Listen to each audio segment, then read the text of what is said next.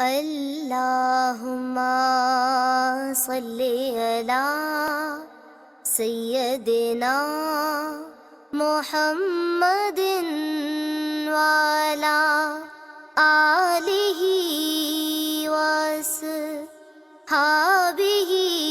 وسلم۔ اللہم صلی علی سیدنا محمد وعلی آلہ وصحبہ وسلم۔ نحمدہ ونصلی علی رسولہ الکریم۔ اعوذ باللہ من الشیطان الرجیم، بسم اللہ الرحمن الرحیم۔ ومن احسن قولا ممن دعا الى اللہ وعمل صالحا وقال اننی من المسلمین۔ صدق اللہ العظیم۔ اور اس شخص کی بات سے اچھی بات اور کس کی ہوگی جس نے اللہ کی طرف بلایا اور نیک عمل کیا اور کہا کہ میں مسلمان ہوں۔ طائف کے سب سے بڑے بازار میں ایک بھیڑ دکھائی دیتی ہے، بہت سے لوگ جمع ہیں، شور و غل سے کان پڑے آواز سنائی نہیں دیتی، سیٹیاں اور تالیاں بجانے کی آوازیں البتہ دور سے سنائی دے رہی ہیں، گرد و غبار بھی اڑ رہا ہے اور گرمی کی شدت آہستہ آہستہ بڑھتی جا رہی ہے۔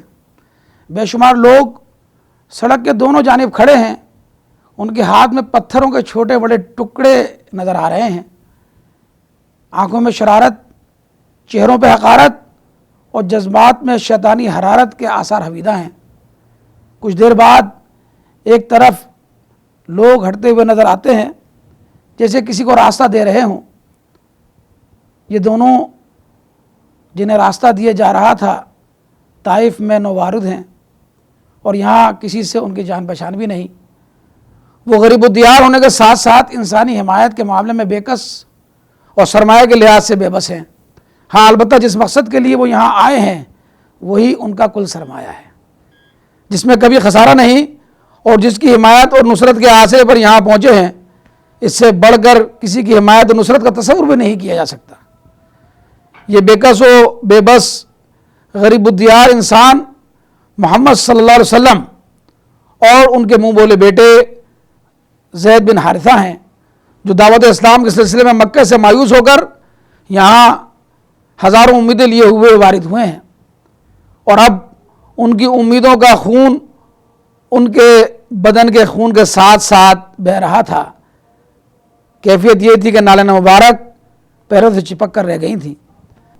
اب دوسری طرف آتے ہیں، سخت گرمیوں کے دن ہیں، سارا دن مکے کی خاک چھان کر نبی کریم صلی اللہ علیہ وسلم گھر تشریف لاتے ہیں، مٹی میں اٹے ہوئے بوجھل بخار سخت ہے، اتنا کہ چہرہ مبارک سرخ ہو رہا ہے، جاڑا چڑھ رہا ہے، اور حضرت خدیجہ الکبریٰ رضی اللہ تعالی عنہا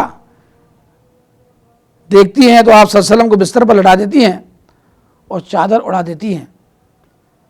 ابھی لیٹے ہی تھے، وہ جاڑا دور بھی نہیں ہوا تھا کہ ایک منادی کرنے والے کی آواز باہر سے آتی ہے کہ ایک قافلہ شہر میں آیا ہے۔ جیسے ہی وہ منادی کانوں میں پڑتی ہے فوراً کھڑے ہو جاتے ہیں کہ لاؤ میری چپلیں، لاؤ خدیجہ میری چادر لاؤ۔ کہا کہ نبی صلی اللہ علیہ وسلم سارا دن کا کام تو آپ اپنا کر کے آ گئے آج، اور اپنی کیفیت دیکھی کہ بخار میں تپ رہے ہیں، چہرہ حیدر سرخ ہو رہا ہے، یہ پیغام کل جا کے دے دیجیے گا۔